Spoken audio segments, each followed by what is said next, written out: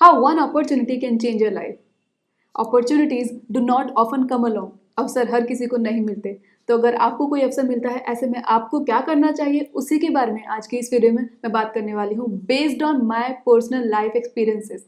जी हाँ, so there is a story of my childhood. बचपन की बात है, जब मैं अपने स्कूल टाइम में थी, उस वक्त स्कूल में एक नई एक्टिविटी स्टार्ट की गई थी, जिसमें क्या होता था ना, एवरी मंडे को मॉर्निंग असेंबली में एक स्टूडेंट को बोला जाता था कि तुम्हें आज एक कहानी सबको सुनानी है जिसमें कोई सीख होगी, जिसमें कोई सबक होगा at the end of the story.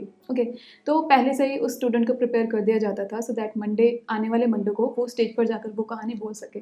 तो एक बार मेरी साइंस टीचर ने मुझे वो चीज़ असाइन करी कि इस पर आने वाले मंडे के दिन तुम एक स्टोरी स्टेज पर जाकर बोलोगी। उन्होंने मुझे स्टोरी दी which was of one farmer and his 4 sons. सो उस स्टोरी से हमें ये सीख मिलती थी दैट यूनियन इज स्ट्रेंथ, संगठन में ही शक्ति है। ओके, तो जब मैम ने मुझे वो टास्क दिया करने के लिए, मैं बहुत ज़्यादा नर्वस हो गई। मुझे ऐसा लगा कि मैं कैसे बोल पाऊँगी स्टेज पर, मैं जाऊँ कुछ भूल जाऊँ, सब मेरा मजाक उड़ाएंगे, हंसेंगे, तो मुझे बहुत डर लग रहा था अंदर से। बट क्योंकि मैम ने मुझे बोला था करने के लिए तो मुझे करना भी था। अब मैम ने मुझे बोल दिया कि इस बुक में, या फिर कुछ आई थिंक था अलग से कोई बुक थी, उसमें वो स्टोरी थी, तुम जाकर घर पर पढ़ो, अच्छे से याद करो और मतलब फिर मंडे को आकर बोलना।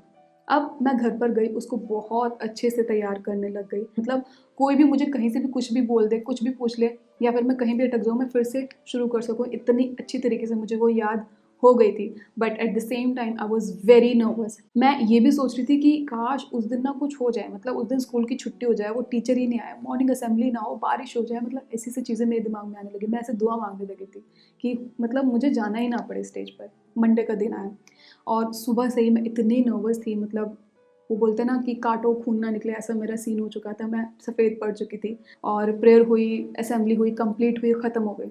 उसके बाद जब मेरा नंबर आना था तब ये अनाउंसमेंट कर दी गई कि सब अपनी क्लासेस में जा सकते हैं। तो बेसिकली क्या हुआ, उस दिन वो वाली जो एक्टिविटी थी वो हुई ही नहीं। And I was so happy, I was so happy कि फाइनली मतलब मुझे जाना ही नहीं पड़ा स्टेज पर, चलो टेंशन छूटी। बट गाइज पता है, उस दिन के बाद मुझे कभी भी वो दूसरा मौका नहीं मिला स्टेज पर जाने का।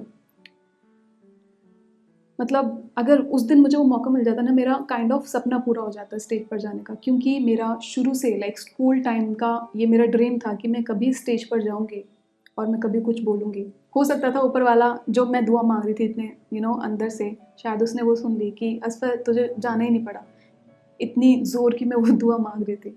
बट उससे मेरा क्या नुकसान हुआ, मेरा जो सपना था स्टेज पर जाकर बोलने का वो पूरा नहीं हो पाया। मतलब कहीं ना कहीं मेरी नर्वसनेस, मेरा डर मेरे उस ड्रीम के बीच में आ गया।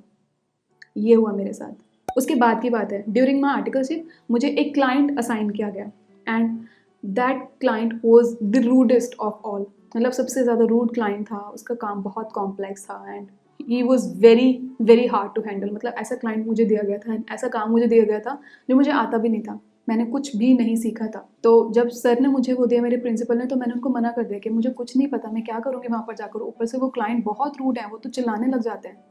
बट सर ने कैसे भी डांट वाट के मुझे बोला, इस पर तुम जाओगी। मैं उस दिन बहुत रोई because I was very nervous. मुझे ऐसा लगा कि पता नहीं मैं कैसे कर पाऊँगी। नेक्स्ट डे गई, थोड़ा बहुत जो भी खुद से आया करा, थोड़ी बहुत हेल्प ली अपनी कलीग की, अपने एक फ्रेंड की जो GMCS में मिला था। बहुत कॉल पे डिस्कशन हुई, टीम व्यूअर से स्क्रीन शेयरिंग के थ्रू मैंने काफ़ी सारी चीज़ें समझी और मैंने खुद से भी काफ़ी सारी चीज़ें करी एंड वो टास्क होने लग गया। एंड जब मैं वो काम छोड़ कर आई थी, I was so happy because वो एक ऐसा टास्क था जिसको हर कोई नहीं लेना चाह रहा था, बिकॉज वो ऐसा क्लाइंट था, उसका काम कुछ ऐसा कॉम्प्लेक्स था कि हर कोई दूर भाग रहा था एंड मुझे वो चीज़ दी गई थी।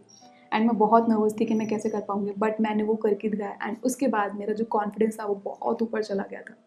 हाँ, तीसरा अगर मैं आपको बताऊं एक्सपीरियंस, वो था विद अनअकैडमी। तो अनअकैडमी ने मुझे अप्रोच किया था फॉर द स्पेशल क्लासेस जो कि अपने प्लेटफॉर्म पर वो रन करते हैं। तो उन्होंने आई थिंक 1 साल से ज़्यादा हो गया, उन्होंने मुझे जब बोला था कि आप हमारे प्लेटफॉर्म पर आकर स्पेशल क्लास दे सकते हैं, तो मैंने उनको मना कर दिया था। मैंने बोला कि नहीं, I am not comfortable coming live on screen. मैं वीडियो रिकॉर्ड करके शेयर कर सकती हूँ एडिट करके, बट मैं लाइव नहीं बोल सकती, मेरे अंदर कॉन्फिडेंस नहीं है लाइव बोलने का। तब मैंने वो रिजेक्ट कर दिया था। कुछ दिन बाद अगेन उन्होंने मुझे अप्रोच किया, अगेन उन्होंने यही बोला कि मैम आप ट्राई कीजिए, हम एकदम से बहुत सारी क्लास आपको नहीं बोलेंगे करने को, आप 1-2 करके ट्राई कीजिए, आपको अच्छा लगता है देन वी विल कंटिन्यू। तो जब उन्होंने मुझे बोला तो मुझे ऐसा लगा कि मे बी उन्होंने मेरे अंदर कोई चीज़ देखी होगी तभी मुझे वो बोल रहे हैं। तो मैंने सोचा चलो ठीक है कर लेते हैं।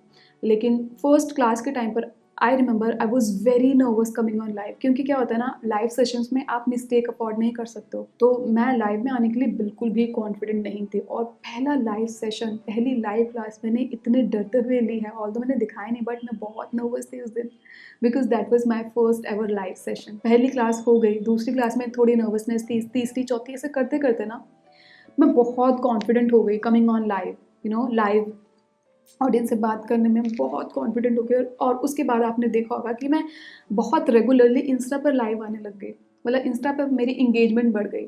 उसके साथ साथ यूट्यूब पर मैंने बहुत सारे लाइव सेशंस लेने शुरू कर दिया, मतलब मुझे लाइव लेने में मज़ा आने लगा। ऐसा लगता था कि मैं हर हफ्ते हर दिन लाइव आ सकती हूँ, कुछ भी बकवास कर सकती हूँ, and everyone will listen to me and I will also enjoy. तो ऐसा हो गया, तो मैं लाइव में इतनी ज़्यादा कंफर्टेबल हो गई। सो उस चैलेंज को लेने के बाद ये डेफिनेटली मेरे अंदर बहुत कॉन्फिडेंस आया लाइव आने का, क्योंकि लाइव जब आप आते हैं ना, जब लाइव आप लोगों से इंटरेक्ट करते हैं तो आपकी इंगेजमेंट भी बढ़ती है, which is a very good thing for a person जो कि सोशल मीडिया पर है। सो ये 3 लाइफ एक्सपीरियंसेस हैं। ऐसे बहुत सारे लाइफ एक्सपीरियंसेस मेरे लाइफ से जुड़े हुए हैं जो कि मुझे ये बताते हैं कि असफर तूने इस अपॉर्चुनिटी को मना नहीं करा, that was a very good thing you have done with your life. Okay, बहुत सारे एक्सपीरियंसेस ऐसे रहे हैं, बट मैंने 3 पर्टिकुलर एक्सपीरियंसेस आपके साथ शेयर करे हैं just to tell you that guys, अगर आपके पास कोई भी ऐसी अपॉर्चुनिटी आती है ना, सामने वाला आपको बोल रहा है ये चीज़ करने के लिए, आप डर रहे हो, आपको लगता है you are not fit for that, but guys अगर सामने वाला आपके पास कुछ भी लेकर आना ना करने के लिए, मे बी उसने आपके अंदर कुछ देखा होगा जो आप अपने अंदर नहीं देख पा रहे हो सकता है, ऐसा बिल्कुल हो सकता है। So you just have to accept that opportunity and उस पर काम करना शुरू करो।